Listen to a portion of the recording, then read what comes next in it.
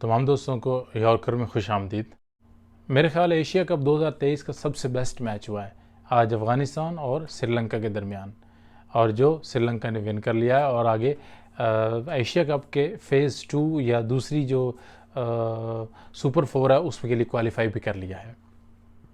जिस अंदाज से आज मैच अफ़गानिस्तान और श्रीलंका ने खेला वो दाद के मुस्तहिक है। बहुत अच्छा मैच हुआ है, बहुत ही खूबसूरत मैच हुआ है।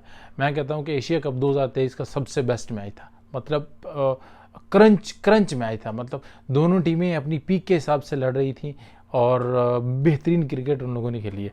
अभी देखें, इस श्रीलंका को अगर आप उसकी टीम को एनालाइज करें कि उनके टॉप प्लेयर नहीं हैं, फिर भी उन्होंने 290 टारगेट सेट किया। ठीक है, तो स्कोर बोर्ड का प्रेशर भी बहुत होता है। अभी 290 का जो टारगेट है वो अफ़गानिस्तान को अगर क्वालिफाई करना है तो जीतना भी पड़ेगा और एवरेज से जीतना पड़ेगा।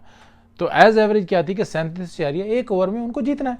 ठीक है, अब 37 चारिया एक ओवर में जीतने के लिए उन लोगों ने बैटिंग की तो रहमानुल्लाह गुरबाज तो जल्दी आउट हो गए। तो मुझे नहीं समझ आ रही कि रहमानुल्लाह गुरबाज के साथ क्या इशू चल रहा है, उसको यकीनन दोबारा एवेलुएट करने की ज़रूरत है। मेरा अपना ये मानना है कि अफ़गानिस्तान की टीम में अगर तो कोई बेस्ट बैट्समैन है, एक गुरबाज है और एक नबी है।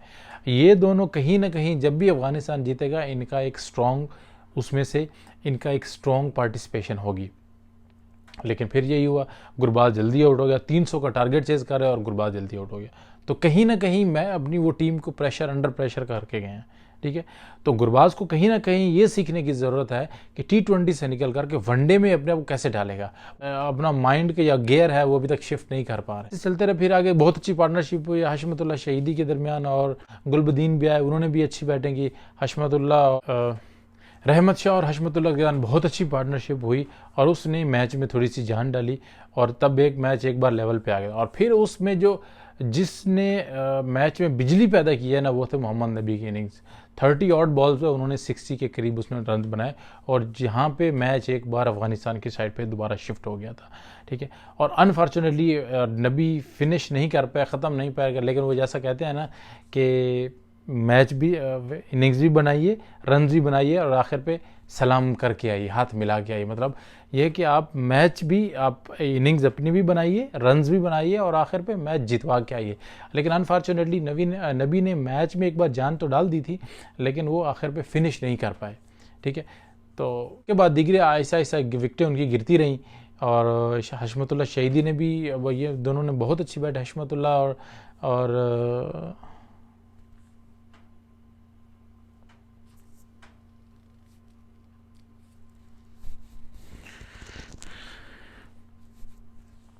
हशमतुल्लाह और करीम ने बहुत अच्छी,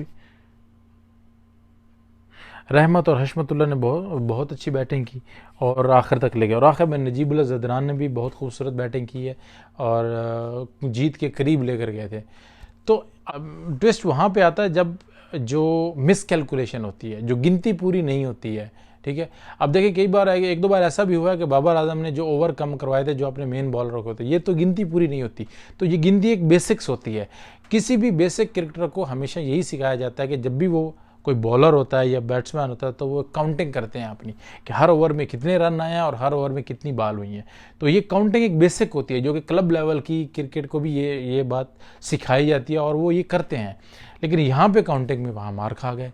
अब अंदाज़ा करें जो अफ़गानिस्तान की जो 7 से 8 मैच मैंने देखे हैं जो क्लोज़ मैच जाके अफ़गानिस्तान हारता है, तो वो ऐसे नहीं हार रहा। अगर आप उनकी जो बेस देखें तो वजह क्या है, वो कहीं ना कहीं उनका जो थिंक टैंक है या वो जो सोच है पीछे वो पूरी नहीं हो रही।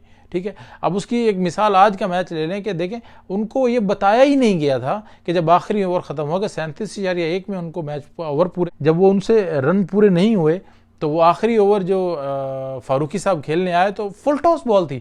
अब अंदाज़ा करें श्रीलंका ने भी अपने अच्छे जो ओवर थे, या जिस तरह वो पाथिराना के ओवर थे या तिक्षाना के जो ओवर थे वो उन्होंने जल्दी ख़त्म कर दी, क्योंकि उनको भी पता था कि वो 37 में चेज़ कर रहे हो और हमने 37 में चेज़ नहीं करने देना है। तो आखिर पे उनके ओवर तो लूज़ रह गए थे। अभी देखिए मैच कहाँ पे अगेन टर्न हुआ, मैच अभी भी अफ़गानिस्तान की साइड में जा रहा, जहाँ वेला लगे को जो एज़ कम्पेयर टू उसको एक लूज़ ओवर था, क्योंकि पहले 2 ओवर वो खा चुके थे। अब अंदाज़ा करें वो 32वें ओवर में आते हैं और आके 2 विकेटें ले लेते हैं। अब 32वें ओवर में उससे पहले उनको 2 ओवर करवाया गया था और उन्होंने कितने रन दिए थे, शायद 22 रन के करीब उन्होंने खाए थे। मतलब वो महंगे साबित हुए थे, उनको हटा लिया गया था। अब मजबूरी आ गई थी श्रीलंका के कैप्टन के लिए कि अभी उनको ओवर नहीं करवाने थे, ठीक है। अब जब उनको करवाने के लिए तो उसने ओवर में 2 विकेटें निकाल दी। तो ये है उसकी खुशकिस्मती, और यहाँ से अफगानिस्तान की बदकिस्मती शुरू हुई है। और 2 विकेटें उन्होंने लेने के बाद वो दोबारा बहुत मुश्किल से संभल पाए। और आखिरी बॉल पे, मतलब जो 37 ओवर की जो पहली बॉल थी, उस पर 3 रन चाहिए थे, ठीक है। दूसरी तरफ स्टार्ट कौन कर रहे हैं, स्टार्ट कर रहा है जी वो अभी आखिरी, उसके बाद देखें आप जो 38वां ओवर स्टार्ट हुआ है, उसकी जो कैलकुलेशन के हिसाब से आप देखें ना, उसकी जो कम से कम जो अगली 3 से 4 गेंदें थी ना, उनके ऊपर अगर ये एक छक्का लगा देते थे और उनकी जो एवरेज है वो यकीन आगे चली जाती थी, क्योंकि वो बाउंड्री में रन इकट्ठे आने थे और उसकी वजह से वो एवरेज ऊपर चली जाती। लेकिन ये जो काउंटिंग है, ये काउंटिंग उन लोगों को उनको नहीं बताई गई थी, ठीक है। तो ये कहीं ना कहीं ये जो थिंक टैंक है, अब देखें आखिरी ओवर जब ख़त्म हुआ है, मतलब जब 38वां ओवर स्टार्ट हुआ है, तो उस टाइम पे भी तो मैसेज भिजवाया जा सकता था, लेकिन अफ़गानिस्तान की मैनेजमेंट या उनके कोचेज़ की तरफ से वो पैगाम नहीं भिजवाया गया और उनको नहीं बताया गया। तो नतीजे के तौर पे प्लेयर्स को भी उसका इल्म नहीं था। अच्छा, मुझे एक और भी लगता है कि अफ़गानिस्तान और श्रीलंका दोनों की टीम में को ये इल्म नहीं था, क्योंकि अगर ये होता तो डिसिल्वा ने जो फ़ारूकी को फुल टॉस बॉल किया है, और वो फुल टॉस बॉल आप वो देखें ना, फ़ारूकी साहब ने पटक करके डक कर लिया, ऐसे करके डक कर लिया। अरे भाई, फुल टॉस बॉल है, ठीक है, मैच को जो कैलकुलेशन में था वो तो आप बीच चले गए, लेकिन कम से कम फुल टॉस बॉल है। ये फुल टॉस बॉल तो कोई भी उसको नहीं छोड़ता, और ये जूसी फुल टॉस थी। मतलब आप देखें, आपकी जो नी हाइट पे फुल टॉस बॉल मिल रही है, तो वो तो यकीनन बाहर ही जानी चाहिए थी। और अगर वो उस टाइम पे छक्का लगा देते तो यकीनन मैच और दिलचस्पी की सूरत इख्तियार कर लेता था, और शायद वो अफ़गानिस्तान अभी फाइनल 4 के लिए क्वालिफाई भी कर सकता था। लेकिन जो हुआ, बहुत अफसोस हुआ, मुझे रियली एक्सपेक्ट नहीं था। लेकिन मैं क्या करूं, मुझे समझ में नहीं आ रही मैं इसको अफ़गानिस्तान के किस कैटेगरी में डालूं। क्या ये एक हार नहीं है? कहीं ना कहीं आप देखें, अफ़गानिस्तान की टीम आखिर पे जाके ना कोई इशू हो के, कोई ना कोई बात बन के वो हार जाती है, ठीक है। कहीं ना कहीं मुझे लगता है कि उनकी 2-4 रीज़न्स हैं, उनको इम्प्रूव करने की ज़रूरत है। ओवरऑल टीम अच्छी हो गई है, 6-7 उनके बहुत अच्छे प्लेयर हैं, उनमें इम्प्रूव करने की 3-4 ऐसी चीज़ें, अगर कोई उनकी मैनेजमेंट का बंदा सुनेगा तो मेरा उनको ये मशवरा है, कहीं ना कहीं आपकी जो मेंटल स्ट्रेंथ है ना, जो प्लेयर्स की, जो प्रेशर की सूरत में आपने जो मेंटल कैपेबिलिटी को जो एक्टिव रखना है, कि प्रेशर की सूरत में अपने दिमाग को कैसे फंक्शन करना है, ठंडा कैसे रखना है, और अपने गोल कैसे अचीव करना है, एक इस चीज़ को इम्प्रूव करने की ज़रूरत है। और शायद कहीं ना कहीं इनके थिंक टैंक में भी प्रॉब्लम है। जो अफ़गानिस्तान के जो डिसीजन मेकर्स हैं या कोचेज़ हैं, आल्दो के मैंने देखा जोनाथन ट्रॉट बैठे हुए थे, फिर भी ऐसा डिसीजन हुआ मेरी समझ से बाहर है। ऐसा नहीं, कम से कम मैं इसको समझ नहीं पा रहा हूँ कि कैसे ये सिंपल एक काउंटिंग में गलती कर सकते हैं, और वो भी ऐसा इंटरनेशनल और इस लेवल का मैच, जिसकी वजह से आप एक बहुत बड़े टूर्नामेंट से आप इन या आउट हो गए हैं उस डिसीजन की वजह से। तो कहीं ना कहीं अफ़गानिस्तान की आवाम को या लोगों को, मैनेजमेंट से एक सवाल तो ये बनता है कि आपने ये कैसे किया, क्यों किया, ठीक है। उसके साथ श्रीलंका की टीम को बहुत बहुत मुबारक हो, वो फाइनल 4 के लिए क्वालिफायर कर लिया है। सो इस तरीके के साथ हमारी फाइनल 4, एशिया कप के फाइनल 4 की 4 टीमें कंफर्म हो गई हैं। India, Pakistan ultimately as regularly, और जो दूसरी टीमें हैं वो है बांग्लादेश और श्रीलंका। और आज लीग के मैचेस का तमाम इख्तिताम हो गया है, और कल से जो इसका जो सेकंड स्टेज है, यानी कि सुपर 4 स्टेज, वो शुरू हो जाएगा। यकीनन एक्साइटेड मैच आपको देखने में मिलेंगे। कल का जो मैच है पाकिस्तान और बांग्लादेश के दरमियान में, यकीनन आपको एक अच्छा मैच देखने में मिलेगा।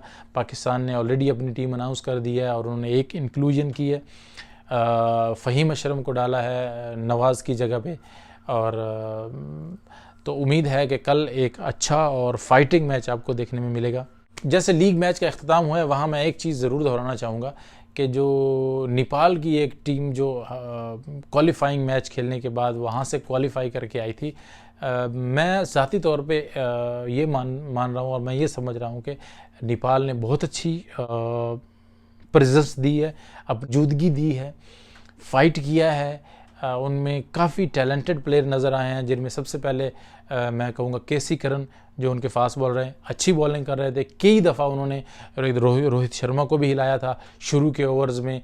उन्होंने जो पाकिस्तान के ओपनर्स हैं उनको भी हिलाया था। आप यकीनन देखिए, इमाम उल हक भी एक टाइम पे स्ट्रगल करते दिखाई दिए थे। तो कहीं ना कहीं उनको अपनी थोड़ी लाइन और लेंथ और इम्प्रूव करने की ज़रूरत है, और इस तरीके से वो आगे कर पाएंगे। लमीत शनी बहुत अच्छे लेग स्पिनर हैं। इसके अलावा और भी 2-3 ऐसी देखी हैं। लेकिन जहाँ तक मेरी अपनी मेरा एक अपना पॉइंट ऑफ व्यू है, उसके हिसाब से नेपाल ने बहुत कुछ सीखा होगा यकीनन। कम से कम उन्होंने इस टीम में इस वर्ल्ड कप के मेन इवेंट में उन्होंने वो आए और उन्होंने वर्ल्ड क्लास क्वालिटी प्लेयर्स के साथ compete किया।